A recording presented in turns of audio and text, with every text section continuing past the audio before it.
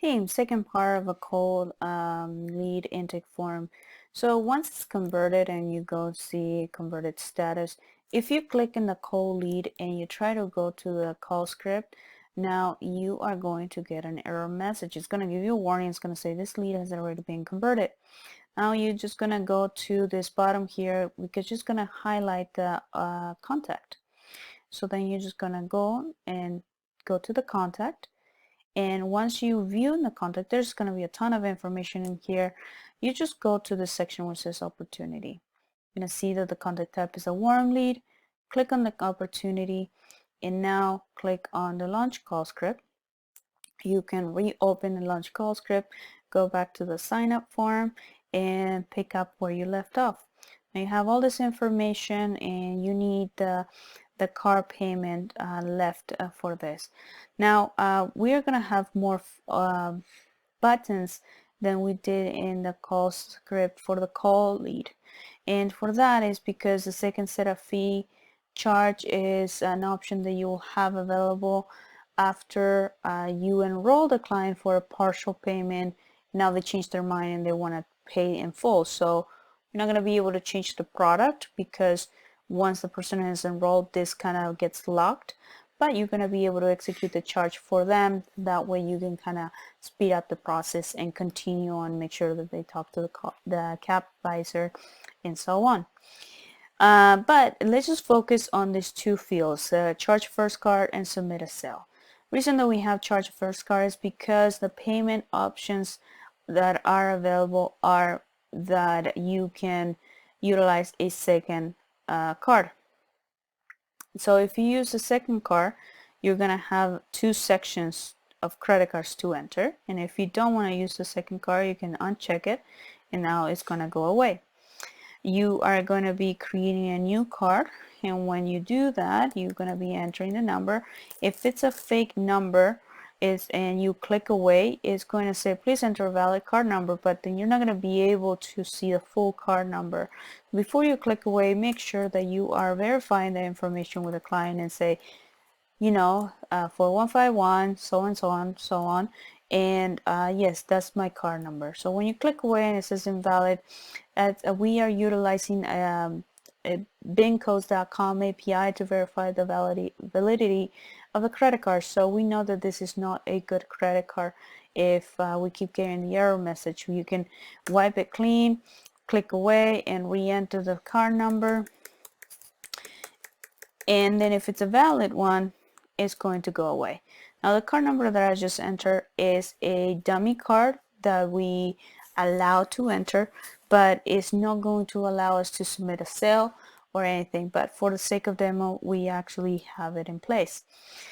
Now you're gonna have to enter the expiration month and year. For that, it's very self-explanatory. It's just going to be numbers. For the year, you need to enter the full 4 digits, and then you are going to go in and submit the sale. When you click submit the sale, you're going to have to enter your name, and here, and this will allow you to be the claimer of the deal if the sale goes through.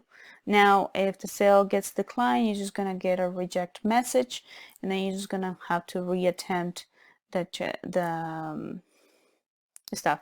Now you're going to get this transaction fail notice, and then you're going to say this credit card was declined. Read this to the client and make sure that you share this information with them. When you agree, then you are going to, what you're going to do is just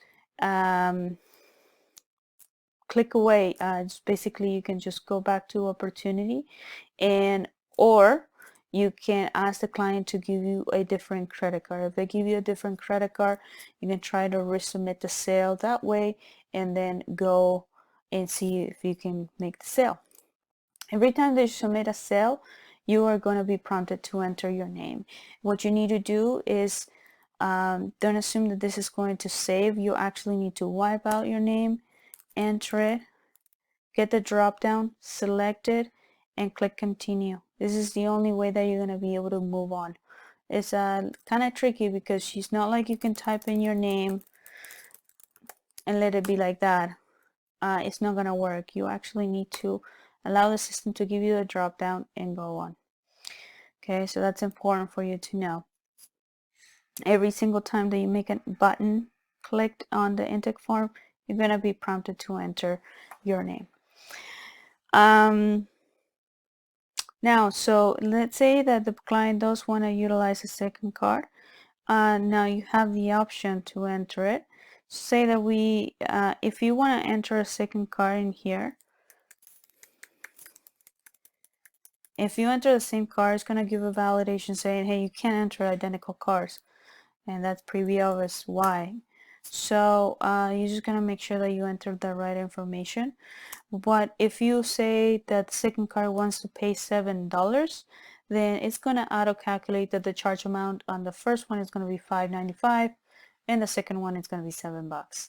Now you're going to go in and charge the first card, and when you charge the first card, it's attempting this first card with this amount. And then submit the sale is going to attempt the second card once the first card was successful. Right now you're not able to submit the sale necessarily because things are kind of, empty. So another thing to keep in mind is that there's a few fields in here that are very helpful.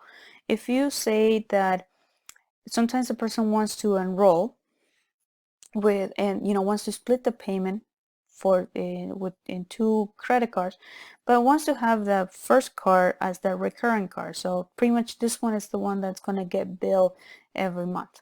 So that's why we have a recurring checkbox. And then this is just going to be a backup only.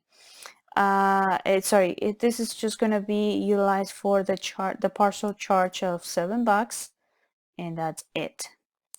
Sometimes they are going to want to say, hey, you can ask the client, can I have a backup credit card in case that your primary card doesn't work? So then you can have a backup and make sure that you don't have a discontinuation of your services. So then when you enter the credit card, you select a backup only, and what that does is it's not going to charge anything upon the enrollment, but it's going to create a second record of a credit card in the back end of the opportunity and allow charges to take place if the first recurring credit card fails when we attempt the recurrence. In other instances, they're going to want this card just to do the enrollment amount, and the second card be the primary recurring credit card. So the enrollment amount, so is a one-time charge of $12.95, and going forward they want to get all the bills and all the charges to the second credit card. So that's why we get to switch between one and the other for recurring, and then we get to select whether we want to make it a backup only where there's no charges on the second card, or whether there is a partial amount to be charged. And so again, we are going to charge the first card, and then once you get a success message, you're going to go on and charge on the submit a sale.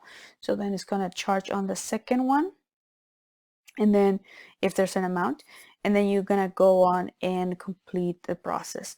If you have a backup only and you don't need to charge first card, all you need to do is just submit the sale, because you're just entering the second card just as a backup. You're not going to execute more than one charge in the intake form in this situation. So submit the sale, wait for the transaction to go through successfully, and then the system is just going to create the 2 records of credit cards in the back end and have it as a backup as needed.